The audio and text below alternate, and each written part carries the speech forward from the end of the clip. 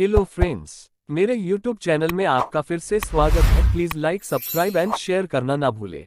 दिल्ली के किसी कॉलोनी के पास एक मिडिल फैमिली रहती थी। उनके परिवार में दो ही लोग रहते हैं, एक पत्नी राधिका और पति अभय। राधिका कहती है, जी सुनो, हमारी शादी को 8 साल हो गया है और मुझे नहीं सुना जाते हैं ये लोगों की उल्टी और बेकार बातें, जब देखो रोज का यही ताना। राधिका, तुम परेशान मत हो, लोग तो कुछ ना कुछ बोलेंगे।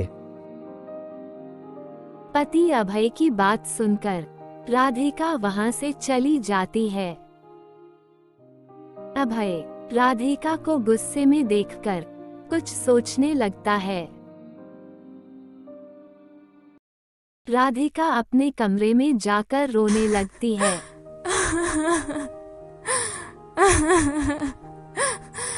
राधिका की रोने की आवाज सुनकर उसका पति अभय तुरंत उसके कमरे में आता है।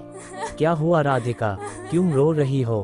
क्या कोई और बात है या कोई और वजह है? मुझे बताओ, अगर यह वही बात है तो।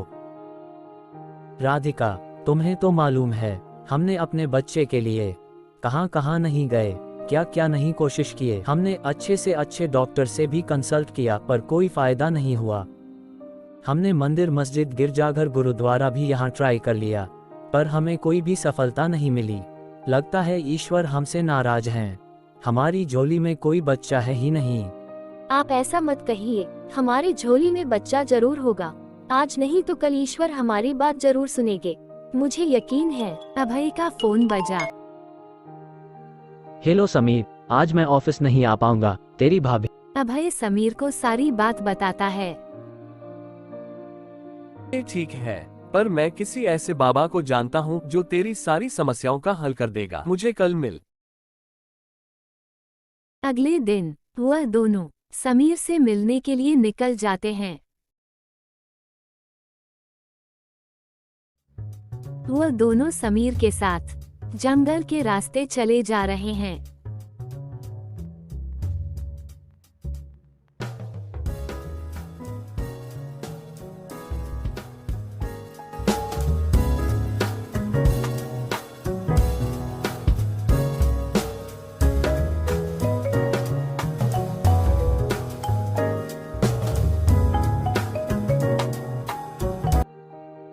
काफी दूर चलने के बाद चलते चलते उन्हें एक गुफा मिला।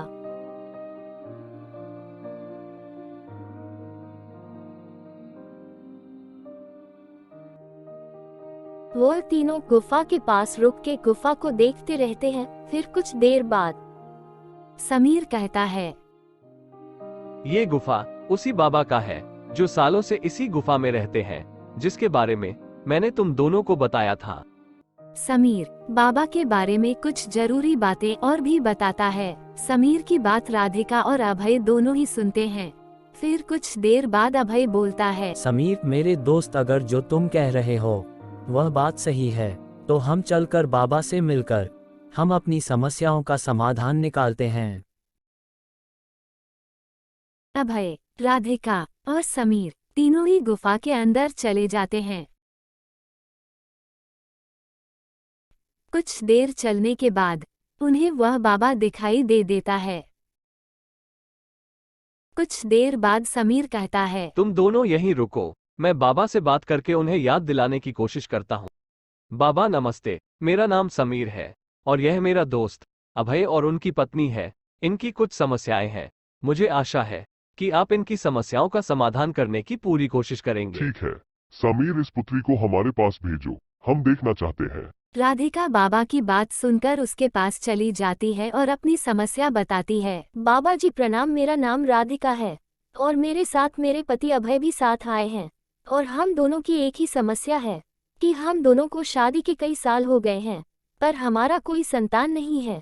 राधिका बाबा को सब कुछ बताती है कि वह किन किन जगहों पर पिछले कुछ सालों में प्रयास कर चुकी है और उनको असफलता ही प्राप्त हाथ लगा है। इसी बीच बाबा अभय को भी अपने पास बुला लेते हैं और कुछ मंत्र बोलने लगते हैं। ओम क्लीम क्लीम चामुंडाय विच्चे नमः ओम नमो नारायण देव महादेव हर हर महादेव ओम चामुंडाय। बाबा अपने मंत्रों ओम की क्लीम क्लीम शक्ति चामुंडाय से विच्चे नमः ओम नमो नारायण राधिका देव के महादेव हर गर्भ महादेव में ओम कुछ चामुंडाय। शक्ति प्रदान ओम करते क्लीम हैं क्लीम चामुंडाय विच्चे और नमः ओम कुछ नमो नारायण देव शक्तियां महादेव अभय हर को भी महादेव ओम प्रदान चामुंडाय। करते हैं। ओम क्लीम क्लीम चामुंडाय विच्चे नमः ओम नमो नारायण देव महादेव हर हर महादेव ओम चामुंडाय विच। बाबा आगे कहते हैं, ये जो मैंने तुम दोनों को शक्तियां प्रदान की है, यह मामूली नहीं है। ये शक्तियों का फल तुम्हें जरूर प्राप्त मिलेगा। तुम्हें संतान की प्राप्ति जल्द ही होगी। बाबा उन सबको निश्चिंत होने की बात बोलकर वहां से भेज देते हैं।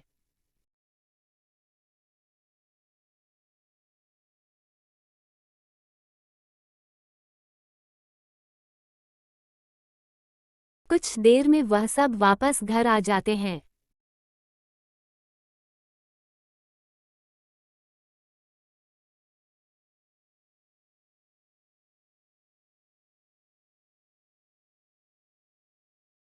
अभय, समीर और राधिका तीनों एक साथ बैठकर अब उस बाबा के बारे में बात करते हैं।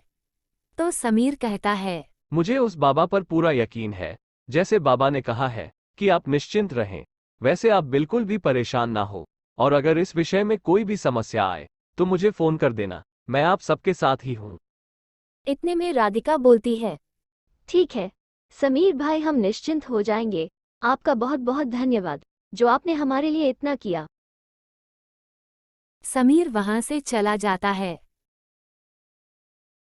वहीं दूसरी तरफ दिल्ली के उसी कॉलोनी में एक बड़े सेठ जी घर में बैठकर टीवी देख रहे थे। इस बड़े आदमी का नाम सुखराज सेठ है।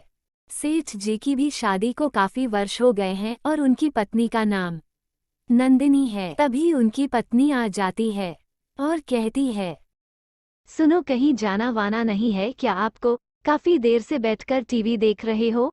ऐसे ही नंदिनी कुछ देर तक बोलती रहती है, पर सुखराज सेठ उसका कोई जवाब नहीं देते। क्या हुआ नंदिनी, क्यों चिढ़ रही हो? कुछ देर पहले डॉक्टर अविनाश का फोन आया था। वो बच्चे के सिलसिले में कुछ हमसे बात करना चाह रहे हैं। मैं बस यही सोच रहा था। नंदिनी वहां मायूस खड़ी रहती है। फिर कुछ देर बाद वो उस हॉस्पिटल में पहुंच जाते हैं। ये दिल्ली का सबसे बड़ा हॉस्पिटल है। यहाँ अच्छे से अच्छे डॉक्टर और सभी स्पेशलिस्ट डॉक्टर मौजूद है। वो चलते चलते सीधा अविनाश मित्तल के क्लिनिक में जाते हैं, जहाँ डॉक्टर अविनाश मित्तल से मिलते हैं। डॉक्टर अविनाश अपने सेक्रेटरी से बात कर रहे होते हैं, तभी वह सुखराज सेठ को देखते हैं और कहते हैं, मिस्टर सुखराज सेठ जी और madam ji, please seat. Nandini बैठते ही डॉक्टर से कहती है, अविनाश मित्तल, क्या हुआ? आपने हमें इतनी जल्दी बुलाया है? क्या कुछ रिपोर्ट में पॉजिटिव आया है? क्या मैं ठीक हूँ? क्या मुझे संतान की प्राप्ति हो सकती है?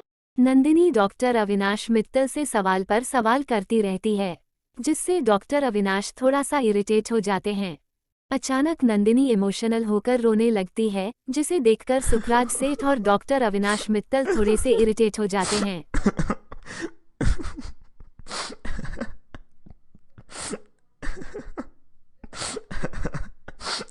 मैडम, आप शांत रहिए और हौसला रखिए। हम आपके इस विषय में कुछ न कुछ जरूर कंटिन्यू करे जा रहे हैं।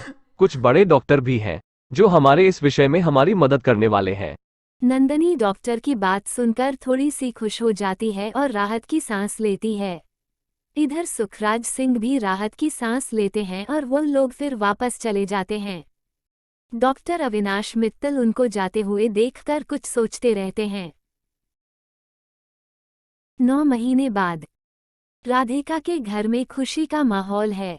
राधिका बाबा की कृपा से वह मां बनने वाली है। अभय ने फोन करके एम्बुलेंस को बुलवा लिया है, जिससे राधिका को हॉस्पिटल ले जाएगा। कुछ देर में वह हॉस्पिटल पहुंच जाते हैं।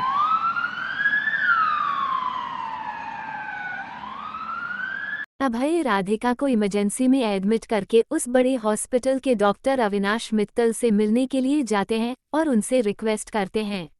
इधर राधिका का ऑपरेशन होता है और उसे एक बच्चा होता है।